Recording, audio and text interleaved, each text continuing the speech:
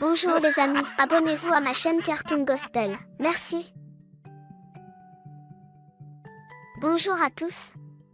Aujourd'hui c'est notre dernière discussion sur les miracles. Oliver participera à la discussion. Il nous partagera un témoignage. Bonjour.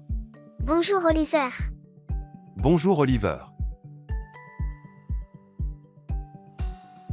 Lors de notre dernière discussion, nous avions abordé le sujet de la fervente prière.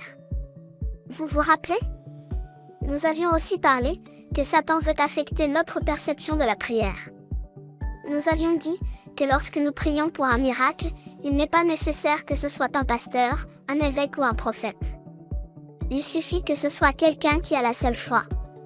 Exactement comme dans les Actes des Apôtres quand l'Église ont prié avec ferveur pour la libération de l'apôtre Pierre.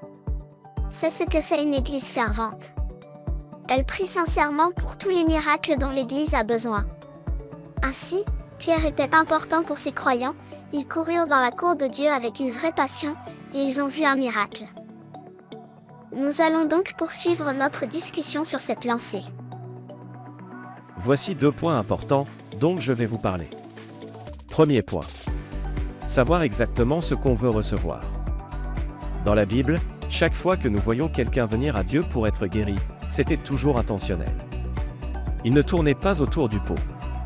Il n'essayait pas de manipuler, en prétendant qu'il était là pour une autre raison, et ensuite glisser leur désir de guérison. Ils étaient venus à lui spécifiquement, pour être guéris.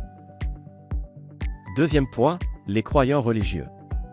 Ne prions pas avec des personnes qui sont religieuses, car ce qu'elles vont faire, c'est nous accabler de fardeaux.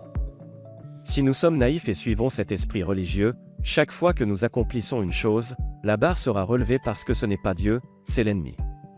Voici ce qui est arrivé à quelqu'un que je connais bien. Ils ont dit: Dieu te guérira si tu commences à bien manger. Alors il commença à bien manger et la barre fut relevée. Nous savons que Dieu veut que tu jeûnes pendant 30 jours, il jeûna pendant 30 jours, le pauvre, il était réellement vraiment convaincu qu'il obtiendrait son miracle. Mais il n'a rien obtenu d'autre qu'une perte de poids et la barre fut encore relevée. Maintenant Dieu veut que tu donnes une offrande de $300. Il donna cette offrande et la barre fut élevée parce que ce n'est pas Dieu. Je crois par contre que ces actions ne sont pas mauvaises en soi. Mais, quand elles sont faites dans l'intention d'obtenir quelque chose de Dieu, c'est là que l'on se trompe. Nous n'avons pas à faire quoi que ce soit. Ce qui doit être fait pour que nous recevions un miracle, a déjà été fait par le Christ sur la croix. Notre salut est un miracle. Que avons-nous fait pour le mériter, pour le gagner?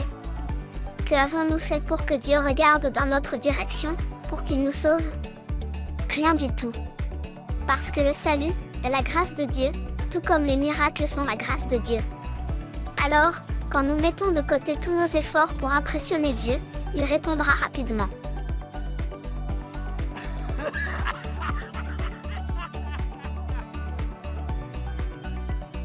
Bonjour les amis, abonnez-vous à ma chaîne Cartoon Gospel. Merci.